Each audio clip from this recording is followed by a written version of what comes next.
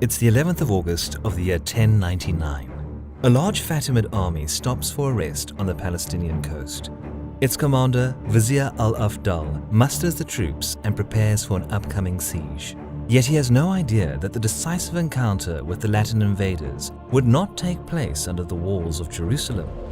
The last act of the First Crusade is about to begin.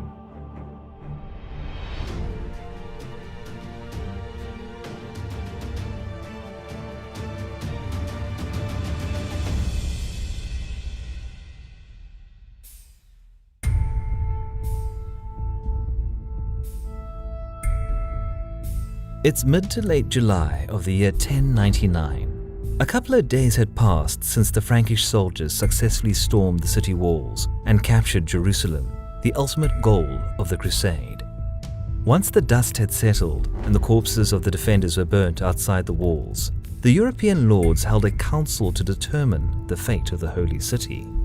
Just like in Antioch 1 year before, it was an unsurprising display of quarrels, various interests, and a general power struggle.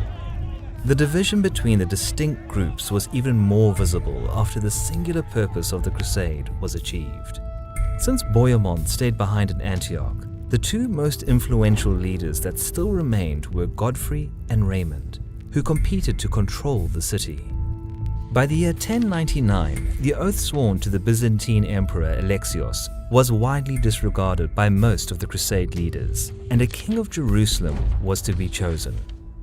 The Latin lords held council, and the crown was initially offered to Raymond, the wealthiest and probably the most powerful of all leaders, who proved his piety and combat abilities in past encounters.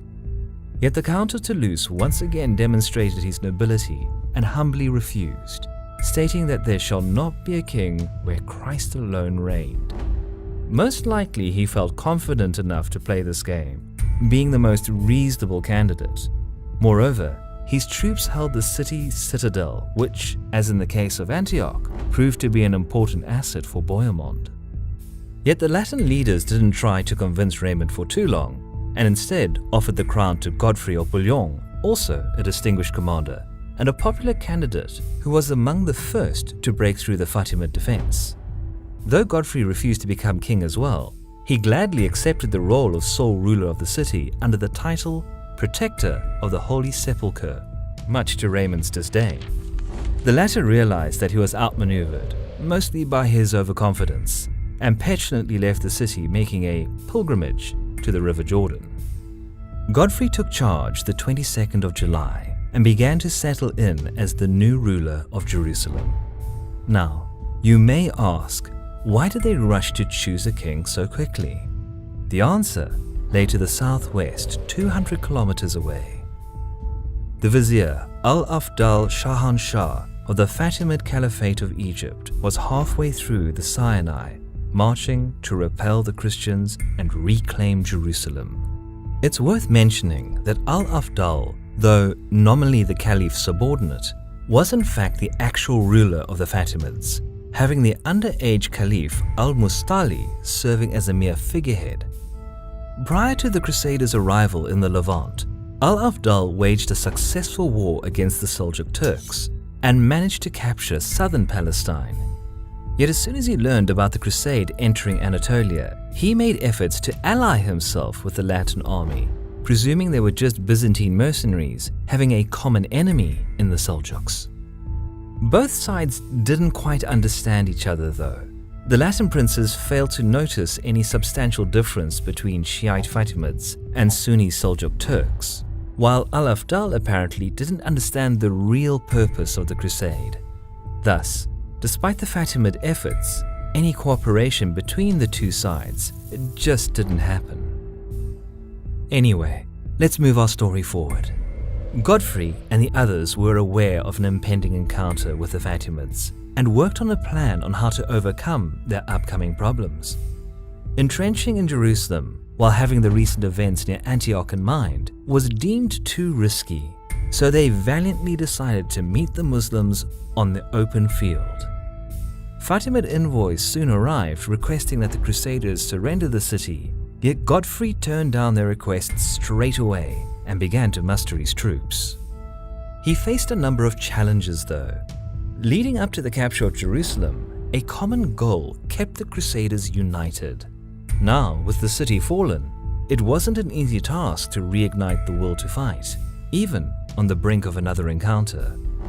But what proved more critical was that Robert Curthose and Raymond, who were still in trouble with Godfrey, refused to join the assembling army and stood aside in Jericho.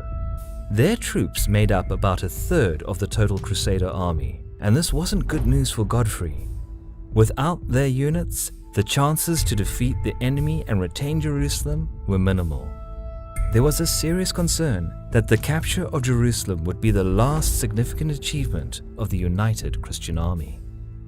The stalemate between the lords lasted for days, with no hope in sight of a peaceful conclusion. Yet the beginning of August brought an update on the Fatimids' positions.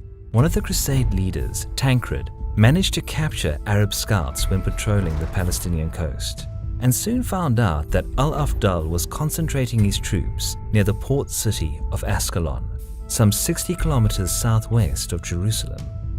When news reached Godfrey, he knew that it was time to decide.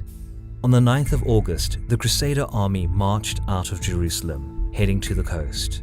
Backed only by troops of Tancred and Robert of Flanders, Godfrey urged Raymond and Robert of Normandy for the last time to join his army. The latter two still hesitated, waiting for reports of their own scouts.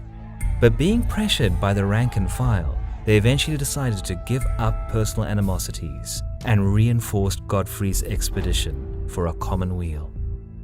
2 days later, the expedition vanguard encountered an unusually large herd of animals roaming the nearby fields. Muslim captives taken by Tancred explained that this was bait for the Crusaders to scatter around and start foraging, thus becoming easy prey for the Fatimid army. Godfrey obviously didn't take the bait and ordered to herd animals along their way instead. The scouts soon brought fresh reports of the Fatimid host. Camping outside Ascalon, the Muslim force counted possibly more than 20,000 men, an army twice as numerous as the Latin one. By comparison, the Frankish lords commanded 1,200 knights and 9,000 infantry, just a fraction of the huge army which departed Constantinople in 1097. Yet 2 hard years full of sieges, battles, and daily difficulties created tough and fierce troops with plenty of experience and fighting potential. In the evening of the 11th of August, camp was set several kilometers north to Ascalon. The Crusade leaders gathered and agreed to perform a sudden attack at dawn of the next day, hoping to diminish the numerical advantage Al-Afdal had over the European forces. Just before sunrise, the Crusader army marched out to encounter the Fatimids. They formed a double line with infantry on the front line and all remaining cavalry placed behind on the flanks of the second line. Raymond and Godfrey commanded the right and left flank respectively, while the center was held by the Normans under Tancred and both Roberts. Al-Afdal had expected the Crusaders to hole up in Jerusalem and didn't perform extensive scouting. Soon, the clouds of dust appearing on the horizon made him realize what a terrible mistake he had made. An audacious attack commanded by Godfrey caught the Fatimids almost completely by surprise. Animals herded behind battle lines caused even more dust and multiplied the psychological impact of this sudden charge. Hastily amassed Muslim units were struck by charging Christians and strived to maintain a provisional defense, hoping to stop them long enough for the rest of the Egyptian forces to regroup and join the fight. Yet their considerably undermanned battle lines soon gave ground to the pushing Norman infantry and eventually got overwhelmed. Though some of the Fatimid light cavalry managed to break through and challenge the Christian second line, this small success could not turn the tide of the battle, and they were soon routed. Frankish knights wreaked havoc on the unprepared Muslim flanks, penetrating deeply into their camp. Soon, after a short yet violent fight, the Fatimids' organized defense collapsed, and the survivors rushed back to Ascalon, seeking safety within the city walls. The Crusader victory was total. Al-Afdal lost more than 10,000 men, and though he survived the battle, his military potential was crippled. The terrified Ascalonian garrison saw the fierceness of the European soldiers and agreed to surrender, but only to the noble Count Raymond, who had already shown some mercy to Muslim defenders during Jerusalem's siege. Yet Godfrey intervened and broke down negotiations, as passing Ascalon to Raymond would result in close competition between the two in the area. Thus, Ascalon remained in Fatimid hands and served as a bridgehead to many Muslim attacks on the Crusader states in the 50 years to come. The victors rode back to Jerusalem, laden with treasuries from the Fatimid camp. Dealing with the direct threat of the Caliphate allowed Godfrey to extend his rule over the surroundings of the Holy City and proclaim the Kingdom of Jerusalem. Summer of the year 1099 was coming to an end, and with all the nearby threats disposed, the majority of the Crusade participants sailed back to Europe in glory. Just around 300 knights decided to remain in the Holy Land and reinforce the foundation of the Crusader state in the Middle East. The news about the successful reclaiming of Jerusalem soon spread across Christian Europe, heavily influencing its medieval culture and attracting many new pilgrims willing to defend the Holy Land.